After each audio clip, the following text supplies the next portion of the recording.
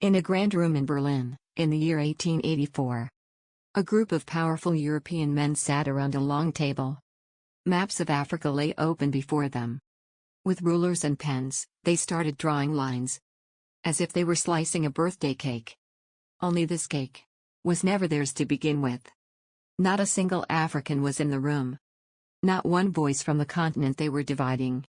And yet, in just a few months, the entire map of Africa was redrawn. Tribes were torn apart. Longtime enemies were forced into the same borders. Entire cultures were erased, with just the stroke of a pen. But this wasn't just colonization. This was a blueprint. A calculated plan for long-term dysfunction. These borders weren't created for Africa's good. They were drawn for Europe's convenience. Division was planted like a seed. Weak institutions were left behind. And they called it progress. But decades later, the lines they drew still cause pain. Africa didn't choose this map. It was forced to inherit it. After carving Africa like a chessboard, the colonizers didn't just walk away. They ruled with one of the oldest tricks in the book, divide and conquer. They chose favorites. They lifted one tribe above another, gave them weapons, titles, and foreign education. It wasn't about progress. It was about control. They weren't building unity. They were planting seeds of suspicion, and watering them with privilege. So when independence finally came, what exactly did Africa inherit? Not just borders and flags, but deep-rooted distrust, ethnic divisions, and broken political systems, designed to fail. Railroads? Not to connect cities, but to transport raw materials to European ships. Schools? Not for leaders or inventors, but for clerks who would take orders. Soldiers? Trained not to defend, but to suppress their own people. What Africa received wasn't freedom. It was a time bomb, carefully wired, ticking quietly beneath every promise of independence. Let's rewind the clock to a room in Berlin, in 1884. No African was there. Yet 14 European powers sat shoulder to shoulder. Eyes on a giant map of Africa, laid out like a birthday cake. Britain took a slice. France carved out another. Belgium reached straight for the Congo, and what followed became one of history's darkest chapters. They didn't just take land. They split tribes, tore families apart, and drew fake borders with rulers and red ink.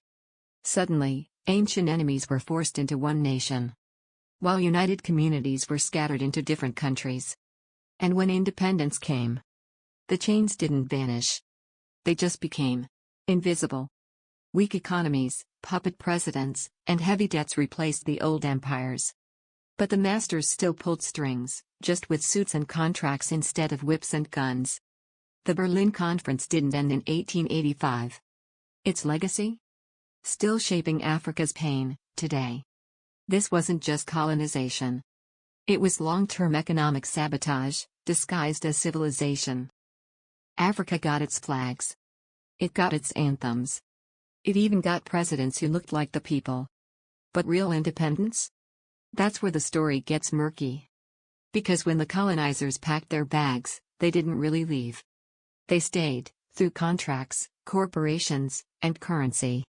Take France, for example. To this day, 14 African countries still use the CFA franc, a currency controlled by the French treasury. Their central banks?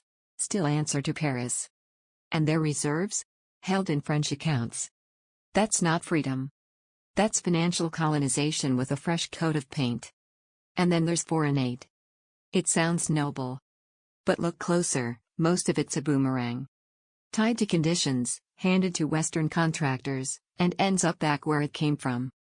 They call it help, but it's a leash. And every time a bold African leader stands up, says, "We'll nationalize our resources," or "We want economic control," suddenly, there's a coup. An assassination. Or a mysterious civil uprising.